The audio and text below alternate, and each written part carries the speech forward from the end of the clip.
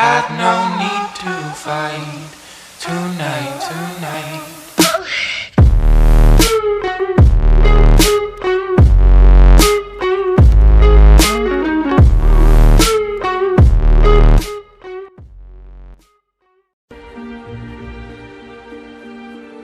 Chernóbil, 30 años después. La herencia nuclear humana.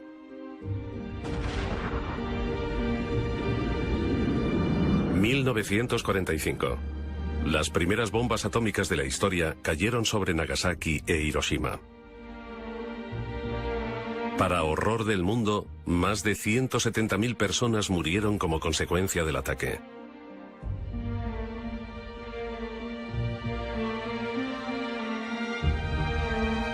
Cerca de 57 millones de personas perdieron la vida durante la Segunda Guerra Mundial. La bomba atómica la finalizó de la noche a la mañana. Pero la caja de Pandora se había abierto liberando una atrayente cantidad de energía sin precedentes. Tanta energía que significó la muerte para los objetivos y una gran riqueza para aquellos capaces de utilizarla. Esta central cuenta con un lugar seguro en la historia de Estados Unidos. Es la primera central nuclear a nivel mundial, con propósitos exclusivamente pacíficos. En 1954, Rusia construyó la primera central nuclear civil. Luego el turno fue de Estados Unidos. Voté en contra de la energía atómica porque pensaba que era obra del demonio. Ahora sé que me equivocaba. Dios hizo el átomo. Los seres humanos tardaron unos 20 años en construir las primeras 100 centrales nucleares. Desde las dos crisis del petróleo a mediados de los 70, este número se ha incrementado exponencialmente. A mediados de los 80, 360 centrales nucleares estaban activas en todo el mundo.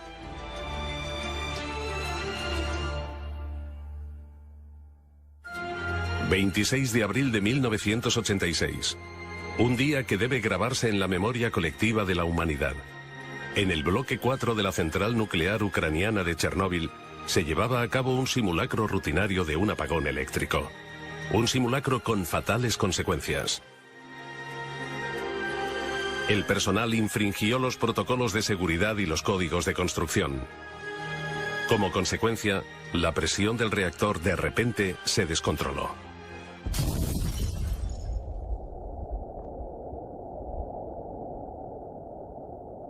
La explosión fue violenta y mandó partículas radioactivas a la atmósfera durante 10 días. Fue la catástrofe nuclear más grande de la historia de la humanidad.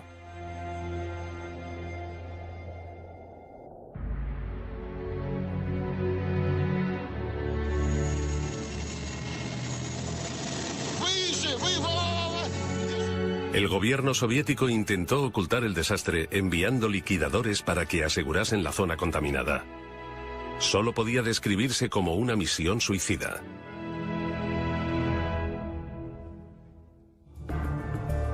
Las emisiones radioactivas acabaron llevándose la vida de muchos de ellos. Hasta el día de hoy, la zona de alrededor del reactor defectuoso sigue siendo una tierra baldía. En 2007, un helicóptero hizo un vuelo de reconocimiento sobre Chernóbil. Los primeros días después del desastre, desde el 26 de abril de 1986, la tarea más importante era prevenir lo antes posible la propagación de partículas radioactivas. La cubierta de protección que se construyó apresuradamente comenzaba a agrietarse. Cuando el helicóptero alcanzó el reactor, los instrumentos de medida de los científicos comenzaron a fallar. Había radioactividad en el aire. Se creía que había 180 toneladas de combustible nuclear radioactivo en el reactor. Enseguida quedó claro que la supuesta cubierta protectora corría peligro. Chernóbil sigue irradiando. A pesar de los accidentes de Chernóbil y Fukushima, las centrales nucleares siguen construyéndose en todo el mundo en gran número. Actualmente, más de 30 países tienen unos 400 reactores nucleares. En 2011, Alemania anunció la suspensión de sus centrales nucleares a pesar de mantener algunos de los niveles de seguridad más altos del mundo. Desmantelar centrales nucleares es un esfuerzo descomunal.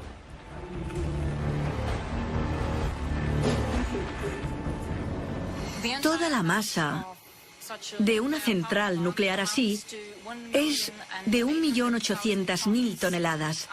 Y afortunadamente, solo el 35% de esta masa está contaminada o es sospechosa de estar contaminada. Este estilo de central nuclear soviética fue construida durante la época de la Guerra Fría. Muchos detalles técnicos son similares a Chernóbil. Poco después de la reunificación alemana, toda la operación fue cerrada por motivos de seguridad. Durante los últimos 20 años, 700 ingenieros han trabajado desmantelando la central sin un final a la vista. Chernóbil, Ucrania. 3 décadas después del incidente nuclear más grave de la historia. Alrededor de 130.000 kilómetros cuadrados de tierra en Bielorrusia, Ucrania y Rusia se han visto afectados por la contaminación del accidente del reactor de 1986. En aquella época, unos 5 millones de personas vivían en esa zona. Hoy, el radio de la zona restringida es de 30 kilómetros. Se requiere un permiso especial para sobrepasar los puestos de control. En 1986, Vladimir Usatenko fue llamado al lugar del accidente como ayudante. Lo que vivió allí le sigue asustando hoy en día.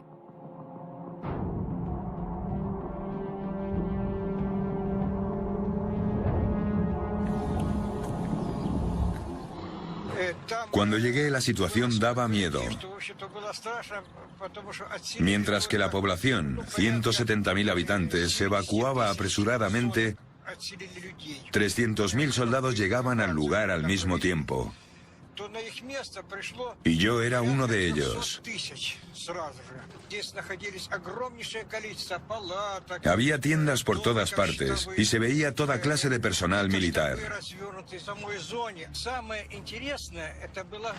Tenía la impresión de que mis compañeros intentaban ocultar su miedo, expresando una euforia exagerada por el trabajo.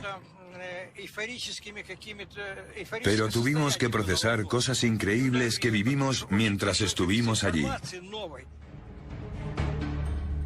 Pero el fatal daño no podía ignorarse. De noche era diferente. Daba mucho miedo porque cuando me despertaba oía constantemente toses intensas en la tienda. Nos picaba la garganta al habérsenos quemado las cuerdas vocales durante el día. En aquellos momentos me sentía tremendamente solo. Los liquidadores descontaminaban la zona del desastre arriesgando sus vidas. Durante los siguientes 6 meses se construyó una cubierta alrededor del reactor. La construcción de la primera cubierta protectora fue realizada bajo condiciones extremas y había que hacerla desde tan lejos como fuese posible.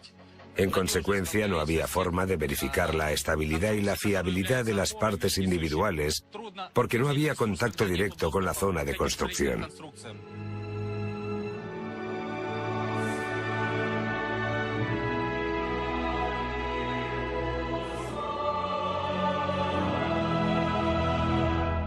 Aún así, rara vez la humanidad aprende de la historia. Alrededor de 400 centrales nucleares están en funcionamiento hoy en día. Cada una tiene la capacidad de destruir las vidas de millones de personas. Lubmin, Alemania, en el mar Báltico. La antigua central nuclear dejó de funcionar en 1990 debido a medidas de seguridad deficientes. Desde entonces dejó de trabajar. Pero la descontaminación del reactor radioactivo es extremadamente difícil. La suspensión de las centrales nucleares tiene 3 fases. Primero, se quita el combustible nuclear altamente radioactivo del reactor. Simultáneamente, la instalación se desmonta en bloques, se descontamina y se prepara para el almacenamiento definitivo. Todo sucedió con procedimientos de protección especiales. La gente se mantenía a 200 metros de distancia en una zona de control. Desde ahí controlaban las cámaras, movían las herramientas y también a distancia empaquetaban los materiales. Los combustibles nucleares altamente radioactivos ya se eliminaron de los bloques del reactor a mediados de los 90. Altos niveles de exposición a radiación son probables cuando el combustible nuclear ha estado en un reactor. El 99% de la radioactividad en una central nuclear la contiene el combustible nuclear. Contiene plutonio, altamente cancerígeno. La gente que participó en la limpieza de Chernóbil, los liquidadores, volvieron a poner el combustible nuclear en el reactor. No sé cuántos siguen vivos. Yo diría que ninguno. Poco después de la catástrofe, los expertos nucleares soviéticos intentaron descubrir qué cantidad de combustible nuclear altamente radioactivo seguía presente en el reactor. Más de 1000 röntgens por hora son emitidos desde la zona del accidente.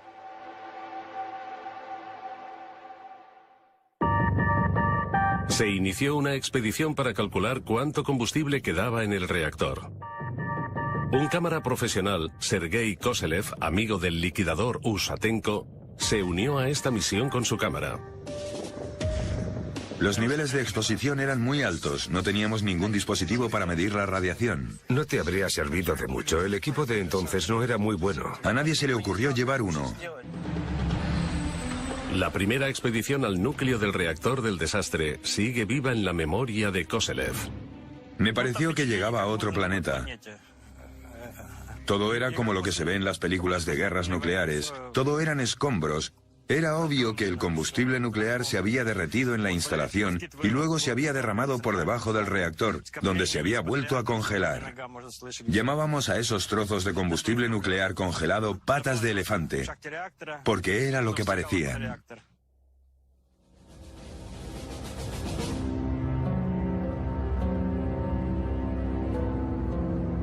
Puede verse combustible nuclear derretido en las grabaciones de Koselev.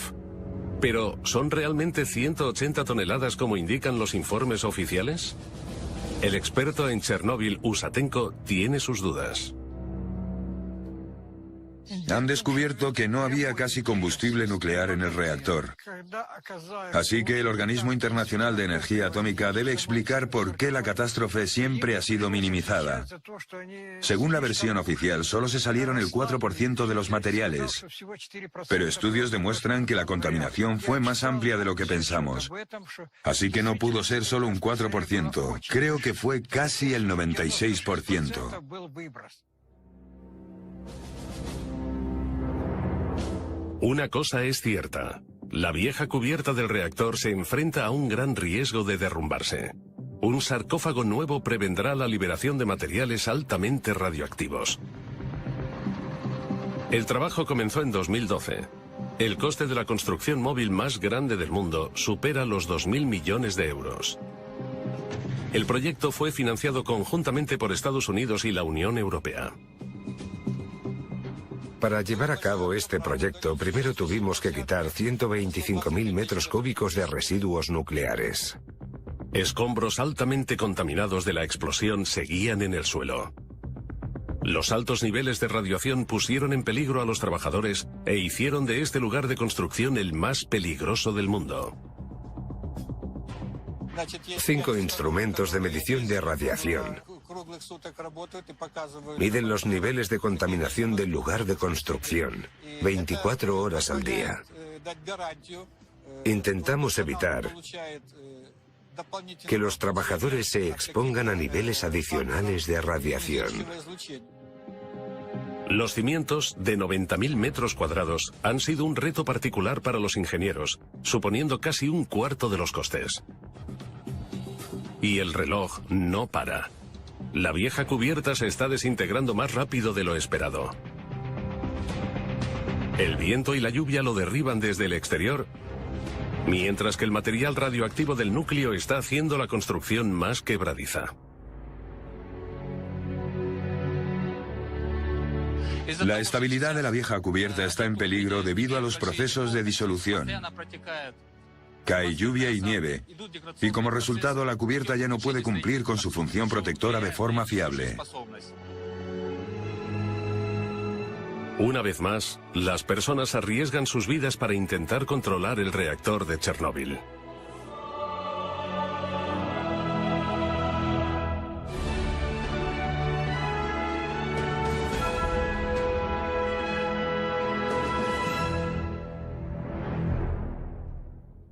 Cada año, la montaña de residuos altamente radioactivos asciende a 12.000 toneladas. Pero, ¿qué se puede hacer con los residuos radioactivos? El problema de encontrar un almacenamiento definitivo para el material aún no se ha resuelto. La antigua mina de sal en el corazón de Alemania servía como un lugar seguro. Pero 40 años después del último depósito, se ha convertido en un lugar de amenaza nuclear de proporciones increíbles. La mina corre el riesgo de derrumbarse. La roca está presionando la mina sobre el techo y las paredes, así que algunos de los primeros contenedores están comenzando a romperse. Por eso sabemos que es posible que los contenedores estén gravemente dañados. Los pozos y túneles han hecho que la roca sea frágil. Cada vez más agua se filtra en las viejas zonas de almacenamiento. Mientras, los materiales radioactivos escapan y contaminan el agua. El hundimiento total de la mina es solo cuestión de tiempo.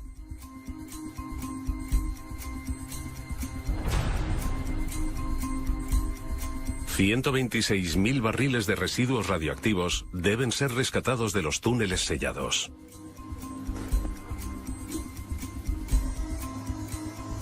Las perforaciones tienen dos funciones importantes. Nos permiten analizar la atmósfera de la mina. Hay que saber a qué nos atenemos cuando las abramos para la recuperación. ¿Hay un ambiente para la explosión? También sabemos que los fluidos contaminados liberan soluciones, lo que significa que los elementos residuales pueden fluir al exterior de la mina. Y así que debemos asumir, y eso hacemos, que los túneles ya no están intactos. Pero las perforaciones pueden dañar los barriles y causar más contaminación. Son un mal necesario porque nadie sabe qué está pasando detrás de los muros sellados.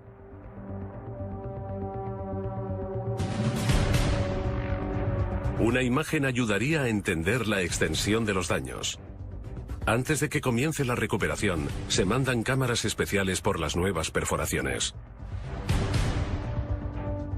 Las grabaciones son para documentar adecuadamente el estado de la roca alrededor de las cavidades. Además, podemos obtener lecturas del radar que describen las propiedades mecánicas de la roca con exactitud. Eso me da la seguridad de que la roca no se caerá por el pozo o que esta zona no se derrumbará. Se cree que hay 28 kilos de plutonio en los viejos pozos de la mina de sal. El estado de muchas de las zonas de almacenamiento es crítico.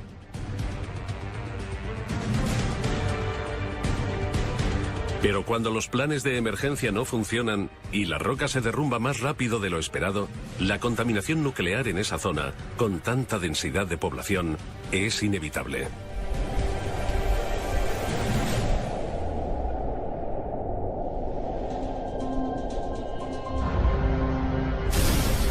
El desastre nuclear de Chernóbil ocurrió en 1986.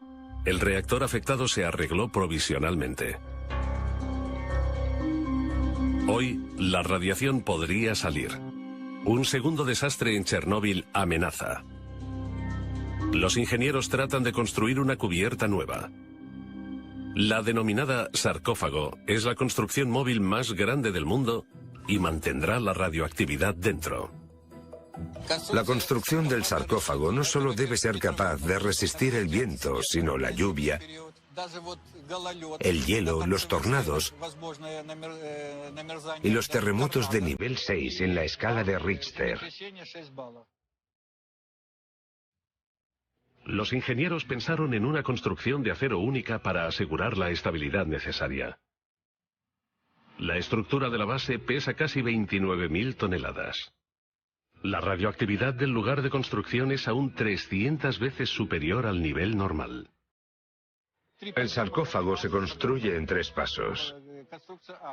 Los trabajadores no pueden trabajar por encima de los 30 metros porque la exposición a la radioactividad aumenta proporcionalmente con el incremento de altura. Intentamos compensarlo limitando los turnos.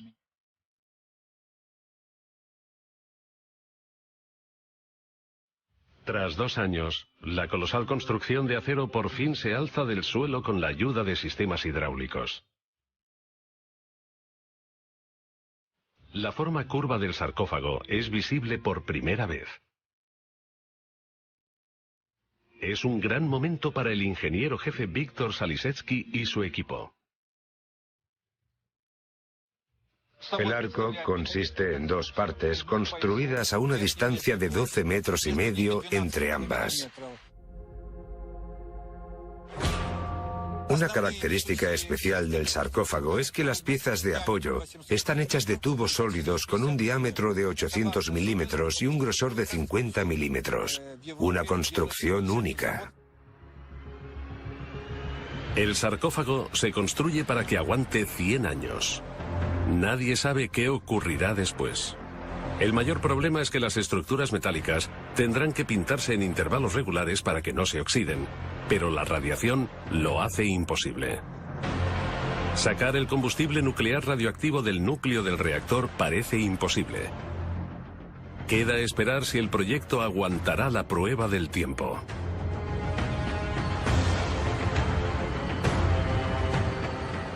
El nuevo sarcófago nos da la oportunidad de desarrollar nueva tecnología en los próximos 100 años y una estructura para un lugar de almacenamiento definitivo.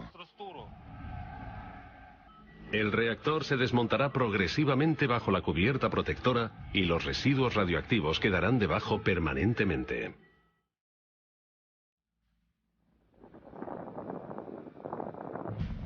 No hay forma de saber si el proyecto de 2.000 millones de euros tendrá éxito.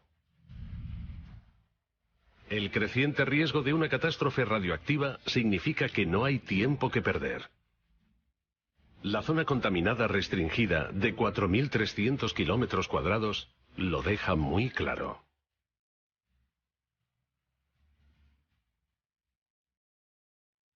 Los niveles de radiación actuales que emite el plutonio y los elementos transuránicos que se convierten en plutonio con el tiempo convierten esta zona en inhabitable durante al menos los próximos 1000 años. El reactor del desastre de Chernóbil está solo a 4 kilómetros de la ciudad de Pripyat. Hoy se está derrumbando. Alrededor de 50.000 personas vivían aquí en 1986. El liquidador Vladimir Usatenko va a encontrarse con uno de los antiguos habitantes. Alexander Sirota tenía 9 años cuando tuvo que abandonar la ciudad de un día para otro.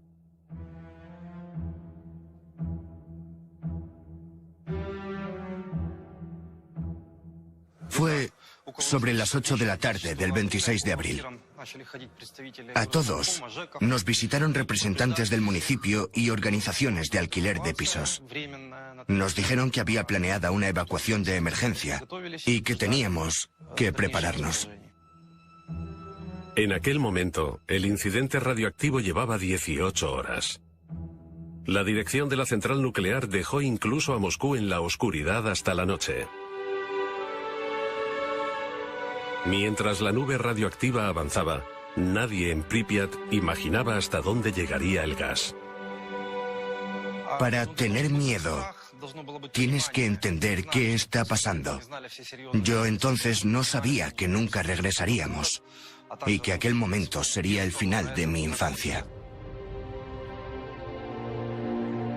La catástrofe del reactor marcó el final de los días felices en Pripyat. Enviaron 1.200 autobuses para la evacuación.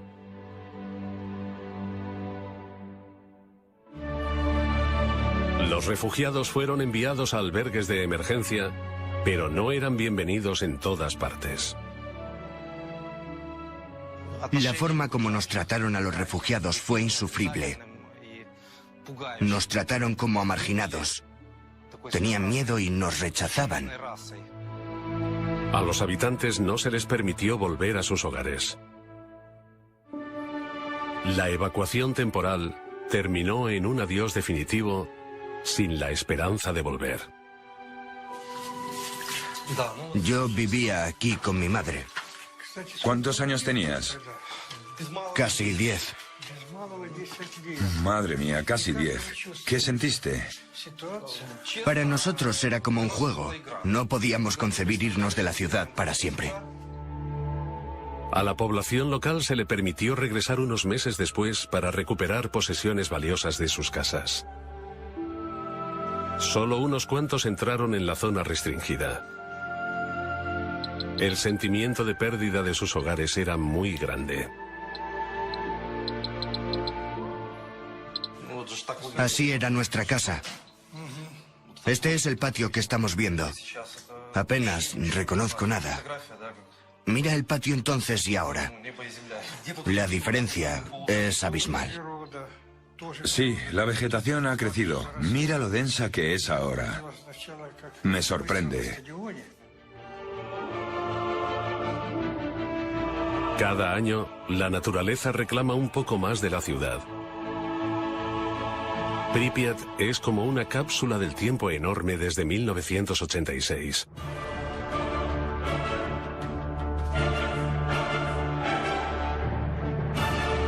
Los niños no volverán a aprender en este colegio.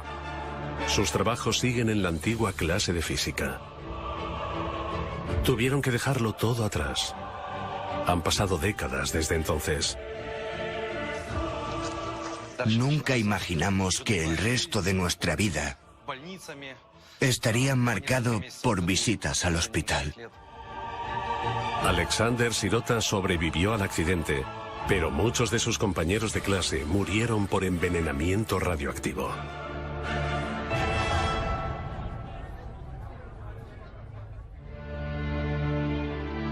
Tan solo queda una tierra baldía desolada.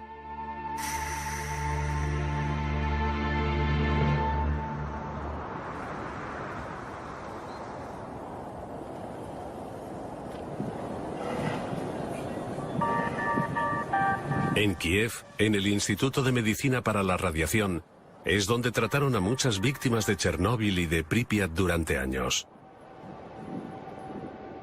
Las imágenes de los que sufrían los efectos de la radiación se grabaron en la memoria colectiva ucraniana. No hay células que protejan el cuerpo de una persona contra las infecciones si absorben una dosis mayor a 100 Roentgen. Es prácticamente letal. El nivel de exposición determina el alcance de los síntomas. Puede resultar en una muerte en minutos o en efectos secundarios menores a largo plazo. Miles de personas estuvieron expuestas a la radiación de Chernóbil. Muchos siguen siendo residentes del hospital a día de hoy. Fui uno de los 8 científicos que el presidente de la Academia Nacional de Ciencia envió a Chernóbil en 1986 para contener la propagación del polvo radioactivo. Muchos de los liquidadores no conocían todas las consecuencias de exponerse a la radioactividad. A otros no se les contó el verdadero alcance de la catástrofe. Teníamos muchísima sed y una sensación de ardor insoportable en la garganta. Cada 15 o 20 minutos teníamos que beber grandes cantidades de agua. Si no, el trabajo no habría sido posible. Los liquidadores cavaron apresuradamente un túnel mientras el agua fluía bajo el reactor y la masa, como lava, amenazaba con salir de las barras de combustible y del grafito. Lograron prevenir más explosiones que, según la estimación de los expertos, habrían hecho inhabitable media Europa. Muchos de aquellos héroes pagaron su heroísmo con sus vidas.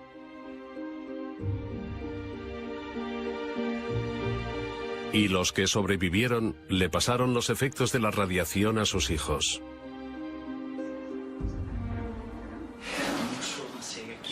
¿Qué le pasa a este joven? Tiene problemas en el páncreas. ¿Tiene los síntomas comunes? Sí, las muestras del hígado también tienen niveles elevados. El profesor Chumak sospecha que la causa es un cambio en los genes del paciente. Una sola base de ácido nucleico modificado puede cambiar los sistemas enzimáticos fermentados del cuerpo de tal forma que se convierta en menos resistente a diferentes influencias dañinas que provienen del medio ambiente. Los médicos atribuyen los síntomas directamente a la exposición a la radiación de sus padres en Chernóbil. Pero los efectos a largo plazo de la radioactividad son un problema global.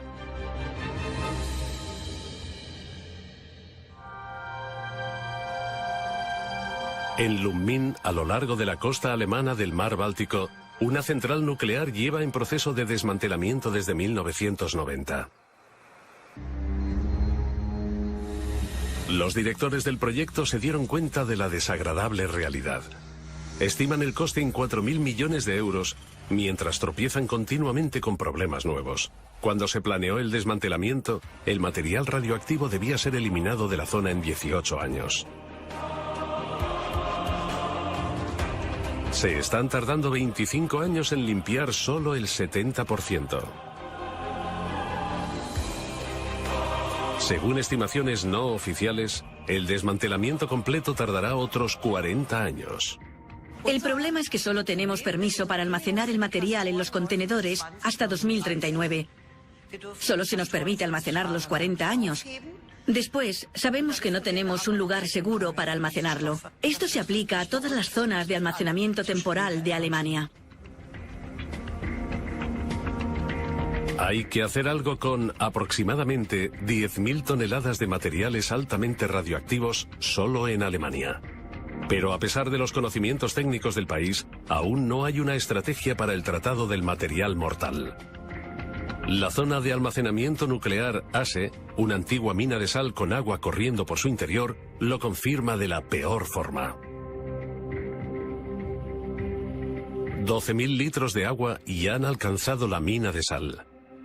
Es necesario volver a extraerla. Rescatar 126.000 barriles radioactivos es la mayor prioridad. Usamos diferentes herramientas y analogías. También observamos cómo ha cambiado la geología a finales del milenio. Cogemos esos valores y hacemos pronósticos sobre lo que puede ocurrir en el futuro. Luego se ilustran situaciones hipotéticas y se analizan para elaborar medidas de seguridad. Cada barril tiene que ser revisado en busca de fugas y debe ser reempaquetado durante los primeros días. Después, se envía a más de 700 metros por un pozo hasta el exterior. Y finalmente, se revisan los contenedores de transporte por si han sido contaminados por la radiación.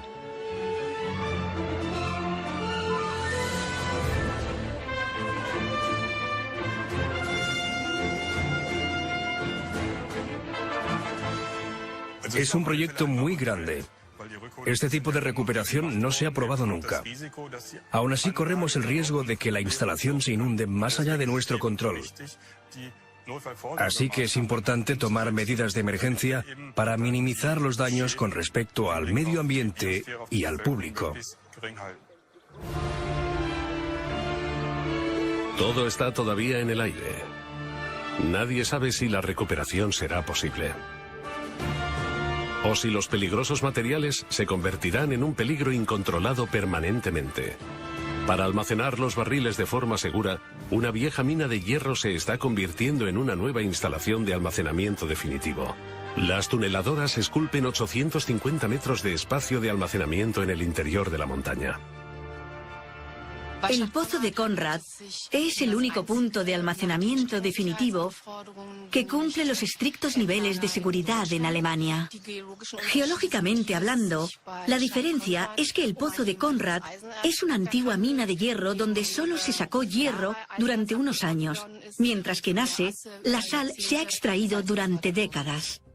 La instalación ofrece 300.000 metros cúbicos de espacio de almacenamiento para residuos nucleares radioactivos medios. Para 2022 se espera que haya unos 600.000 metros cúbicos de residuos nucleares. Aprovechar viejas minas como instalaciones de almacenamiento no es nada nuevo. La idea ha fracasado una y otra vez. Se necesita una técnica nueva. Se necesitan incisiones rápidas y breves en la roca para impedir concentración a largo plazo en los pozos. El problema es que el concepto no es muy convincente. No hay punto de almacenamiento alternativo. Los residuos nucleares han sido almacenados temporalmente durante los últimos 40 años. Ese es un problema que tienen en común muchos países nucleares. Chernóbil, abril de 1986. La lluvia radioactiva de Chernóbil es uno de los peores desastres nucleares de la historia. Alrededor de 4.300 kilómetros cuadrados de tierra se han convertido en inhabitables durante siglos. Casi 300.000 personas perdieron sus hogares. Muchos de los pueblos de los alrededores de Chernóbil se derribaron. Solo quedan unas pocas casas hoy en día. Muchos volvieron después de la evacuación, entre ellos Ana e Igor. Hoy tienen casi 80 años y no se creen que haya contaminación.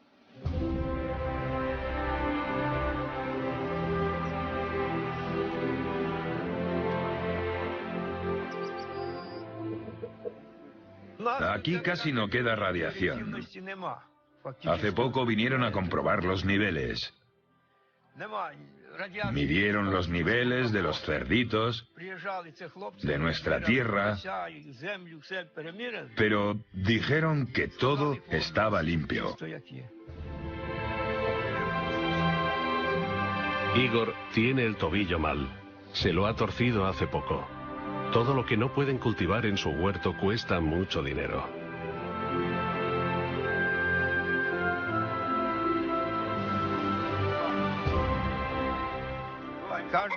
Hay una tienda ambulante que viene todos los jueves e intentan vendernos cosas que necesitamos. Nos cobran el doble. El Estado ha permitido unos 180 retornos a la zona restringida. Los precios de la comida son altos y los servicios médicos son pésimos. A pesar de todo, Igor y Ana quieren quedarse. Esta tierra es su hogar.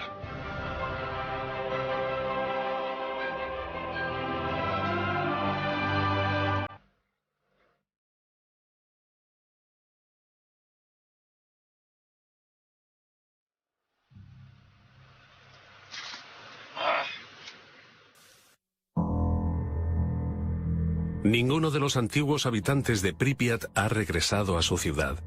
Materiales de larga duración como el plutonio hacen de la ciudad antes próspera un lugar inhabitable.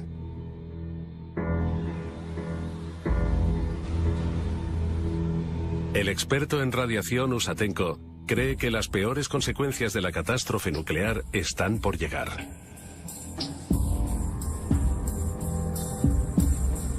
Habrá mutaciones genéticas. Solo aparecen 4 generaciones después. Incluso en países alejados. Lo que importa no es tanto a cuánta radiación estuvo expuesto alguien, sino si estuvo expuesto. La catástrofe de Chernóbil no solo dejó radioactividad en Ucrania, sino también en muchas partes de Europa. 30 años después, un sarcófago de 31.000 toneladas está construyéndose en torno al reactor para prevenir nuevas catástrofes. La vieja cubierta corre peligro. El sarcófago es más grande que Notre Dame y podría servir de cubierta a la Estatua de la Libertad. Ahora hay que ponerla en movimiento.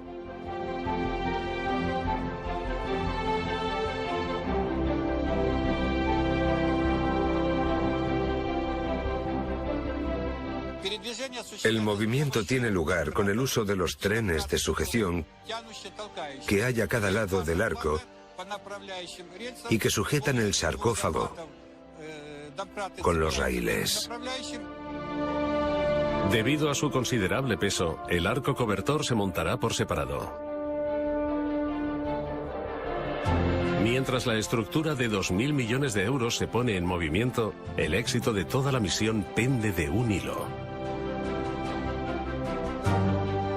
Uno de los trenes de sujeción empuja la construcción, mientras que el otro tira de ella hacia sí mismo. De esta forma, la estructura tiene 4 trenes de sujeción para moverla con la mayor seguridad posible.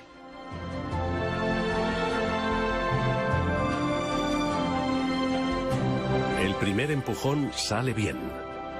Ahora hay que colocar la segunda parte del arco. Al mismo tiempo, el muro exterior de doble capa se completa lo más rápidamente posible. Finalmente, es necesario conectar ambos arcos. Solo entonces pueden ser colocados sobre el reactor del desastre.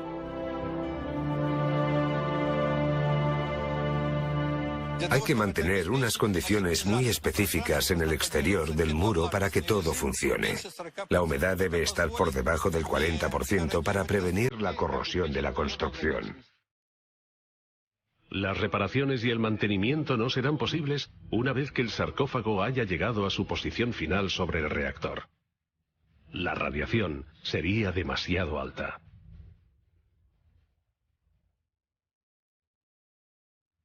El plan es empujar toda la construcción sobre el bloque 4 del reactor. Para ello hay que cubrir 330 metros. En el primer empujón, de 125 metros, alcanzamos una velocidad de 10 kilómetros por hora. Nos gustaría volver a alcanzarla esta vez. En cuanto el sarcófago se coloque sobre el reactor, cabe la esperanza de que la catástrofe de Chernóbil por fin esté bajo control. Al menos durante los próximos años. Han pasado 30 años desde el desastre. Chernóbil hizo visible el lado mortal de la energía nuclear. Más alto, más. Madre de Dios. Miles de personas pagaron con su vida una energía barata. Muchos serán recordados como héroes. Intentamos no acordarnos de lo enfermos que estamos y de que pronto moriremos. Si te permites ser pesimista, ocurrirá lo peor. Es mejor decirte a ti mismo que los achaques se deben a la edad. Existen alrededor de 400 centrales nucleares en este momento. Cada una tiene la capacidad de liberar una catástrofe apocalíptica. Tal vez sea el momento de pararnos a pensar.